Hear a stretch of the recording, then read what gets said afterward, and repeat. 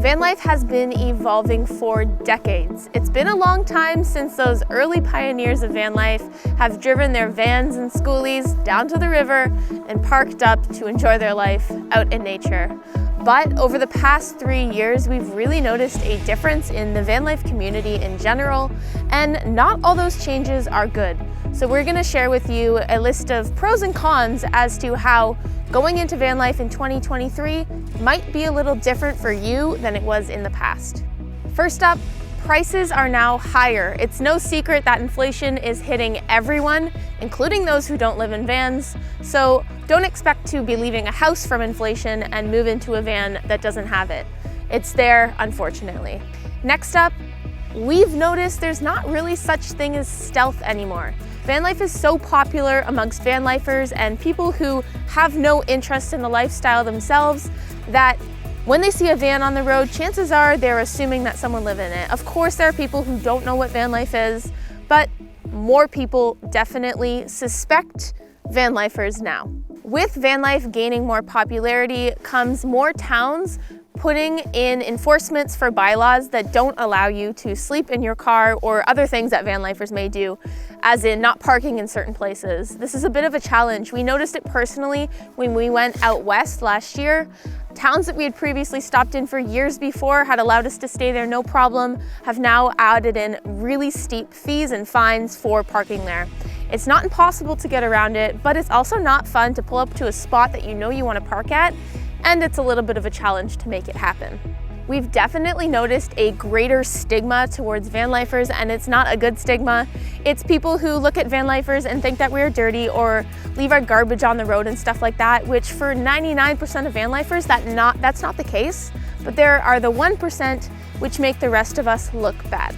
If you've wanted to move into a van since the start of 2020, chances are you've noticed this for yourself. It's a lot more difficult to find cargo vans on the market. And if they are there, they're bought up in 2 hours minimum.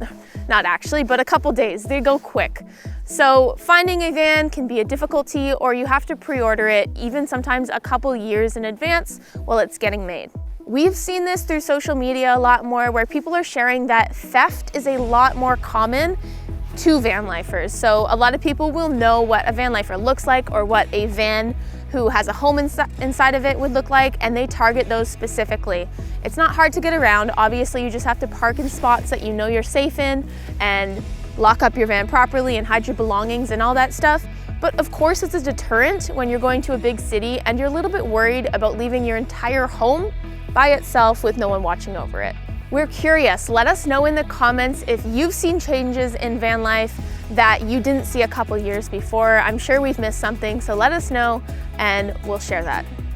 Next up, there are still some travel restrictions that are in place from 2020 that do affect the way you travel, with borders and just having to have paperwork and all that stuff. So of course, that's a little bit of an extra step to get you on the road. Destinations are busier. As people start traveling again, everything has become even more crazy with the hustle and bustle of people getting out and seeing the world, which obviously includes you if you're traveling to new places. Along with that comes parking to longer vehicles. I don't know why this is a thing, but we've noticed it's been a little bit trickier to park with a vehicle that's longer than one parking spot, whereas a couple years ago it was no problem. So just something to keep in mind. Regardless of if you live in a van or you have a car, you've definitely noticed that diesel and gas prices have really been hiked up, which of course affects how far you can drive in your van or schoolie or bus or RV, and it's just something to take into consideration when planning your trips. This is one that we noticed a lot on our last trip. It was a lot harder to find free water fill-ups than it had been for us in the past, and maybe that's just due to where we were traveling.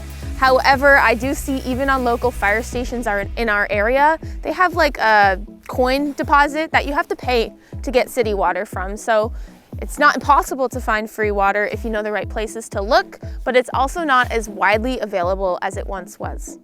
Next up, we're going to talk about the good things that have changed in the past 3 years, because there is definitely a good chunk of them that have changed that make van life even more attractive as it becomes more popular.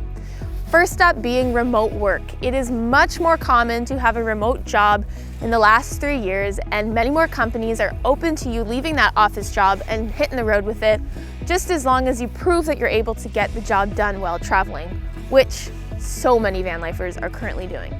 Just one search of van life on TikTok, Instagram, Google, wherever, you will find hundreds of thousands of resources available to you for free for the most part.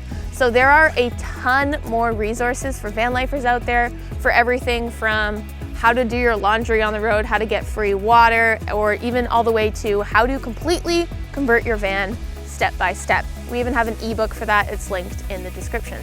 Along with a ton of more resources, there are also many more communities that you can meet up with in person and make friends with on the road. We've made a ton of friends by meeting up with them in person, and as it grows in popularity, more people are finding reasons to meet up and have a community that is real life. This is something that we're super stoked to see happening. There are tons more companies that are able to convert your van exactly how you want it. When I first started van life, nearly 6 years ago, I bought my van. It was a little bit dicey to find someone who could help me with things and answer questions, and if I wanted to hire someone to do the build, I'd have to drive pretty far to make that happen. Now, a quick Google search of my area, which is pretty remote, can give me at least 5 different companies who want to help me make my dreams come true, and I'm sure that's true for your area as well. Lastly, van life is much more accepted by friends and family. And I know, who cares what they think, but here's the thing. If you have a good relationship with your family, it's important that you guys are on the same page and they understand that what you're doing is actually quite normal and accepted and safe. So as van life becomes more popular, a lot of parents, grandparents, aunts and uncles are seeing it on the internet and being like, wow, that's actually pretty cool. And my grandpa tells me almost every time I see him that he wishes he did what we're currently doing.